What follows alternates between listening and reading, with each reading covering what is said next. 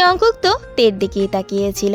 Jungkook তের কাছে এগিয়ে আসতে থাকে, সেটা দেখে তে পেছনে পেছাতে শুরু করে। দরজার কাছে এসে তের পিঠ ঠেকে যায়। তের পিঠ দরজার সাথে লেগেছে বুঝতে পেরে তে দরজা খুলতে যায়। তখনই জঙ্কুক পিছন দিয়ে তের হাতের উপরে হাত রাখে। তে ভয় পেয়ে যায়। জঙ্কুক তেকে টান দিয়ে ঘুরিয়ে দরজার সাথে হাত চেপে ধরে আর বলে, আমি তোর কাছে আসলেই পালানোর চেষ্টা করিস কেন তুই? তে কই ভাইয়া, আমি তো পালানোর চেষ্টা করি নাই। ও আচ্ছা, তুই পালানোর চেষ্টা করিস নাই তাই না? ঠিক আছে, মানলাম। তাহলে তুই আবার কেন বোকামের হাত ধরেছিস? তে তুই কি ভেবেছিস তুই কোথায় যাচ্ছিস, কি করছিস আমি জানতে পারবো না? এখন বল, তুই বোকামের হাত কেন ধরেছিলি? কথা বলেই জঙ্কুক এর হাত আরো জোরে চেপে ধরে। তে হাতের ব্যথায় কুকড়ে ওঠে। কি হলো? এখন তোর মুখ থেকে কোনো কথা বেরোচ্ছে না কেন? তে ভাইয়া আমার হাতে লাগছে, আমি খুব ব্যথা পাচ্ছি। লাগুক, লাগার জন্যই তো ধরেছি। আমি বারণ করার সত্ত্বেও বারবার তুই একই কাজ করিস। কেন করিস? তে তে জঙ্কুকের ধমক শুনে কেঁপে ওঠে। তে নিজের ঠোঁট নিজেই কামড়ে ধরে আছে, হাতের ব্যথা সহ্য করার চেষ্টা করছে। তারপরেও তে কান্নামাখা গলায় বলে, বগম আমার ডায়েরিটা নিয়ে গেছিল, ওটা আনার জন্য ওর হাত ধরেছিলাম। আর কখনো ধরবো না ভাইয়া, এবারের মতো আমাকে ক্ষমা করে দাও। আর কখনো এমন হবে না ভাইয়া। আচ্ছা তাই নাকি? তাহলে ওই ডায়েরিতে কি এমন ছিল যার কারণে তোর হাত ধরে টেনে নিয়ে আসতে হলো? বললাম তো ভাইয়া, আর এমন হবে না, আর কখনো এমন করব না। এবারের মতন ছেড়ে দাও, আমি হাতে খুব ব্যথা পাচ্ছি ভাইয়া। তের কথা শুনে জঙ্কুক তের হাতের দিকে তাকায় আর হাতটা একটু আলগা করে ধরে আর বলে, আজকের মতো ছেড়ে দিলাম। এরপরে যদি কখনো দেখি তোর হাত কেউ ধরেছে তাহলে কিন্তু তোর হাত আমি ভেঙে ফেলবো, মনে রাখিস। মনে থাকবে ভাইয়া। কিসের ভাইয়া? সারাদিন শুধু ভাইয়া ভাইয়া করিস। আর তুই ওড়না ঠিক রাখতে পারিস না, তাহলে ওড়না পরিস কেন? না পরলেই তো পারিস। জঙ্কুকের কথা শুনেতে জঙ্কুকের মুখের দিকে তাকায়। ওড়না মানে? আমি তো ঠিকভাবেই ওড়না পরি ভাইয়া। তুই ঠিকভাবে ওড়না পরিস? তাহলে সোফায় যখন শুয়েছিলি তখন তোর চোখ কোথায় ছিল? আর এত বড় গলার কাপড় কেন পরিস? হ্যাঁ, যে ভিতরের কোন কালার পরেছিস সেটাও দেখা যায়। এর চোখ তো বড় বড় হয়ে যায় জঙ্কুকের মুখে এমন কথা শুনে। তখন তে আমতা করে বলে, মানে আমি ভিতরে কোন কালার পরেছি সেটাও আপনি দেখে ফেলেছেন? স্টুপিড! যদি ওখানে আমি না থাকতাম, অন্য কেউ থাকতো বা বাহিরের কেউ যদি থাকতো তাহলে কি হতো ভেবে দেখেছিস? আর যদি এমন দেখি তে আর এমন হবে না ভাইয়া, এরপর থেকে আমি খেয়াল রাখবো। এবার তো আমাকে ছেড়ে দিন, আমার হাতে খুব ব্যথা পাচ্ছে ভাইয়া। শাট আপ তে! কে তোর ভাইয়া? তোকে তো আমি এই তে, এখনো কি করছো? খাবার কখন খাবে? মা তোমাকে নিচে ডাকছে। তে, এই তে, দরজা খোলো। বাহির থেকে আয়ু ডাকছে। জঙ্কুক তো তের দিকেই তাকিয়েছিল। তে জঙ্কুকের দিকে তাকায় আর মনে মনে বলে, এখন কি করব? আল্লাহ গো বাঁচাও আমাকে। বাহিরে ভাবি, ভিতরে রাক্ষস, কোন দিকে যাব আমি? জঙ্কুক বুড়ো কুচকে তের দিকে তাকায়। সেটা দেখে তে বলতে শুরু করে, ভাবি তুমি যাও, আমি একটু পরে আসছি। এখনো কি করছো তে? এত দেরি হচ্ছে কেন তোমার? আচ্ছা ঠিক আছে, তুমি আসো, আমি যাচ্ছি। আয়ু চলে যায়। সেটা বুঝতে পেরে জঙ্কুক তেকে কিছু বলতেই যাবে, তখনই জঙ্কুকের চোখ চলে যায় তের বুকের দিকে। হঠাৎই জঙ্কুক তেকে ছেড়ে দিয়ে একটু দূরে গিয়ে দাঁড়ায়। তে বুঝতে পারলো না জঙ্কুক কেন হঠাৎ এভাবে ওকে ছেড়ে দিল। তে তো জঙ্কুকের মুখের দিকে তাকিয়ে আছে আর জঙ্কুক এদিকে ওদিকে তাকাচ্ছে। জঙ্কুক হেঁটে আবারও তের দিকেই আসতেছিল। সেটা দেখে তে একটু সরে যায়। জঙ্কুক এসে দরজার কাছে দাঁড়ায়। জঙ্কুক দরজা খুলে আবারও বন্ধ করে দেয়। জঙ্কুক দরজা বন্ধ করে দিয়ে তেকে উদ্দেশ্য করে বলে, আর কখনো যেন বড় গলার জামা কাপড় পরতে না দেখি। জঙ্কুক দরজা খুলে সাথে সাথে বেরিয়ে যায়। দরজাটা অনেক শব্দ করে লাগিয়ে দিয়ে যায়। সেই শব্দে তে কেঁপে ওঠে। তে অবাক দৃষ্টিতে সেই দিকেই তাকিয়ে থাকে আর মনে মনে বলে, রাক্ষসটা কি বলে গেল? তে ভাবতে ভাবতে আয়নার সামনে চলে যায়। তখনই তের খেয়াল পড়ে তের ওড়নার ঠিক নেই আর জামার গলা বড় থাকার কারণে বুকের মাঝখানের তিলটা দেখা যাচ্ছে। সেটা দেখেই তে সাথে সাথে নিজের ওড়না ঠিক করে আর বিড়বিড় করে বলে, এখন ওনা ঠিক করে কি হবে তে? ওই রাক্ষসটা যা দেখার তা তো দেখেই ফেলছে। এরপরে তে ফ্রেশ হয়ে নিচে চলে যায়। তবে আশেপাশে দেখে নেয় জঙ্কুক কোথাও আছে কিনা।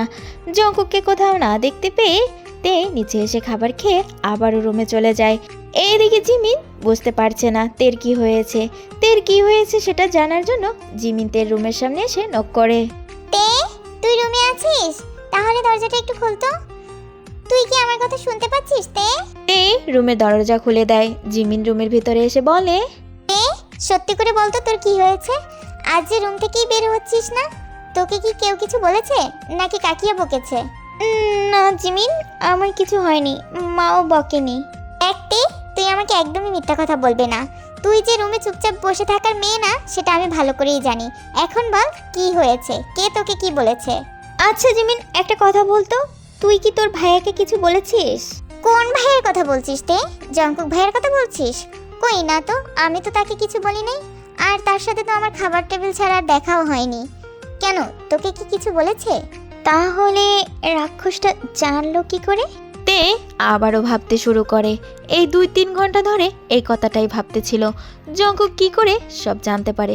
প্রথম ভেবেছিল জিমিন হয়তো বলেছে, তবে জিমিন তো এখন বলছে ও বলেনি, তাহলে কি করে সে জানতে পারলো?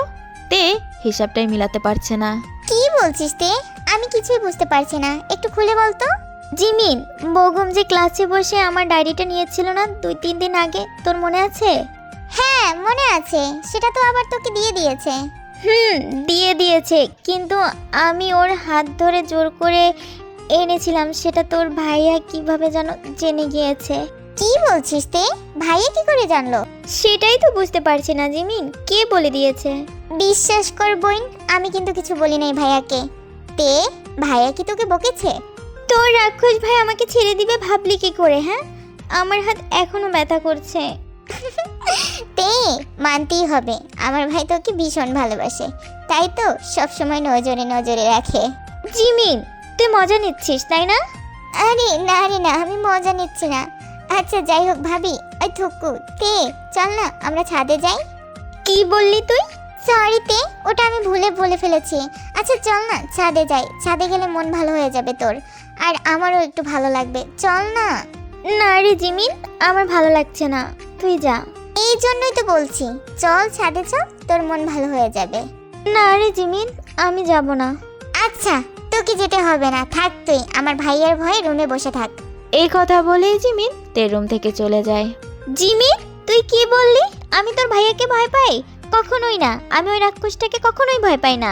এ শোনে কার কথা? জিমিন তো গাল ফুলিয়ে তার রুমের দিকেই যাচ্ছিল। এমনি কেন যেন জিমিনের মন ভালো না, ভাবছিল ছাদে গেলে মনটা হয়তো ভালো হয়ে যেত, কিন্তু তে তো গেল না। জিমিন মন খারাপ করেই হাঁটতেছিল, হঠাৎই তার চোখ চলে যায় সুগার দিকে। সুগা ছাদের দিকেই যাচ্ছে, সেটা দেখে জিমিন সুগার পিছু পিছু ছাদের দিকে যেতে থাকে। জিমিন সুগার পিছু পিছু যেতে থাকে আর মনে মনে বলে, এই শয়তান বিলাইটা এখন ছাদে কেন যাচ্ছে? সুগা ছাদে চলে এসেছে, সাথে জিমিনও এসেছে, তবে জিমিন ছাদে যায়নি, দরজার কাছে দাঁড়িয়ে উকিঝুঁকি মারছে সুগা কি করছে সেটা দেখার জন্য। সুগা ছাদে এসে আশেপাশে তাকিয়ে দেখে কেউ আছে কিনা। কাউকে দেখতে না পেয়ে পকেট থেকে সিগারেট বের করে ধরাতে শুরু করে। সুগা সিগারেটে একটা টান দিয়ে উপরের দিকে ধোঁয়া ছাড়তেছিল, তখনই পিছন থেকে জিমিন বলে ওঠে, ছি সুগা ভাইয়া, তুমি এইসব ছাইপাশ খাও? সুগা জিমিনের কণ্ঠ শুনে পিছনের দিকে তাকায় আর বলে, জিমিন তুই এখানে কি করিস, আর কখন আসলি? আমি কখন আসি সেটা জেনে তুমি কি করবে? আর আমি না আসলে তো জানতেই পারতাম না যে তুমি এই ছাইপাশ খাও। দাঁড়াও, আমি এখনই কাকিয়াকে বলে দিব যে তুমি স্মোক করো। এই বলে জিমিন চলে যেতে নেয়। জিমিন যখনই ছাদের গেট পেরিয়ে যাবে তখনই সুগা জিমিনকে হ্যাসকা টান দিয়ে পাশের দেয়ালের সাথে পিন করে। জিমিন চমকে যায়, ভয়ে চোখ বন্ধ করে রাখে। কাকে বলতে যাচ্ছিলি তুই? সুগার কথা শুনে জিমিন চোখ খুলে তাকায়। জিমিন সুগাকে এত কাছে দেখে একটু ঘাবড়ে যায় আর বলে, সুগা ভাইয়া, কি কি করছো কি তুমি? আমাকে যেতে দাও, আমি নিচে যাব। হ্যাঁ যা, তোকে কে নিষেধ করেছে? তবে আমার নামে কাকে যেন কি বলবি বলেছিলি, আর একবার বলতো। কাকে আবার? কাকিয়াকে বলবো তুমি ছাদে এসে এই ছাইপাশ খাচ্ছ? তাই নাকি? যা যে বল, আমিও আসছি।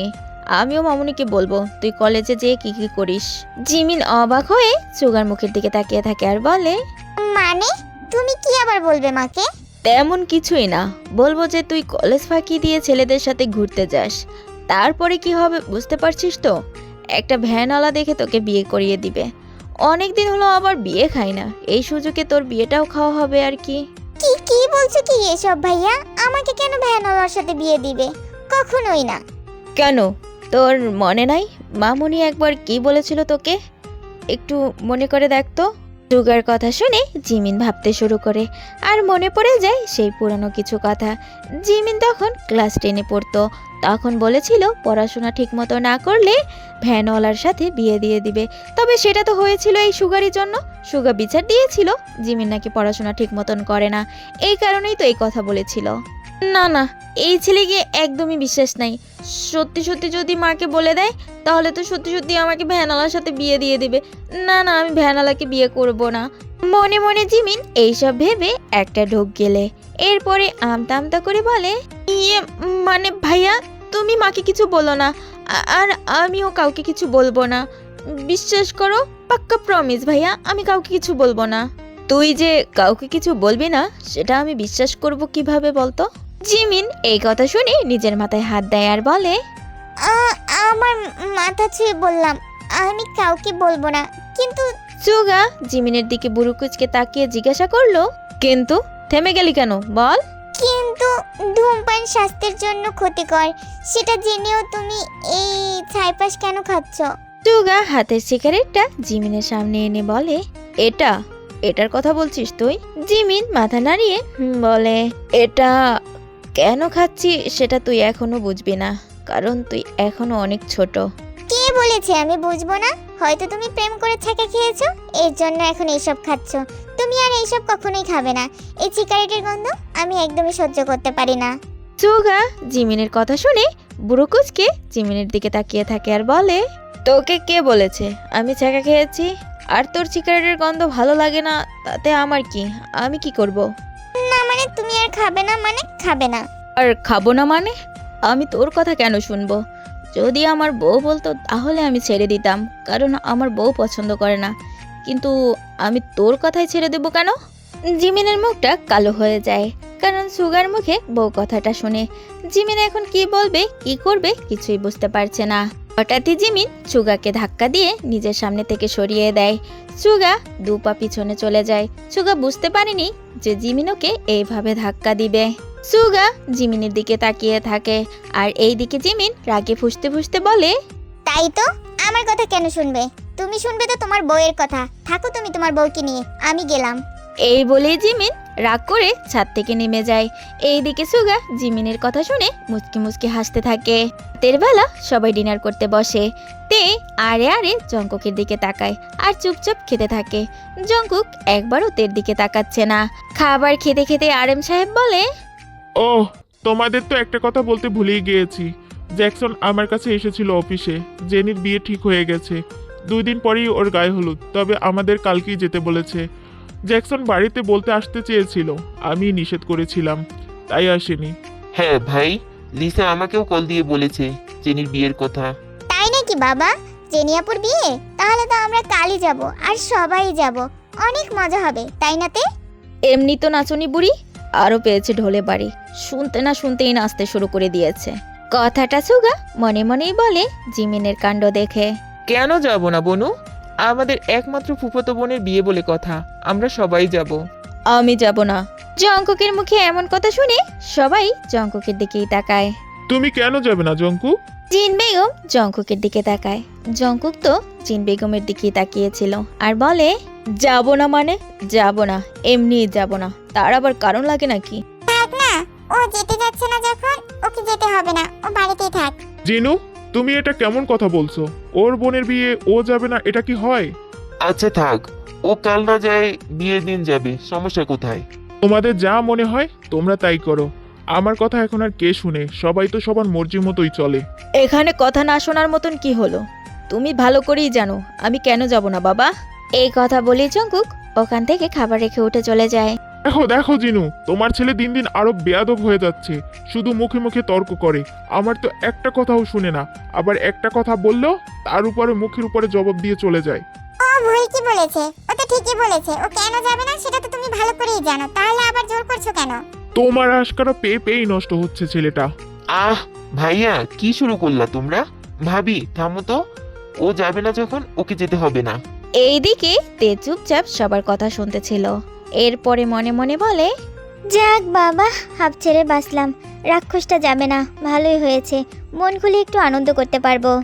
পরে সবাই খাবার শেষ করে যার যার রুমে চলে যায়। এদিকে তে তার রুমে চলে আসে।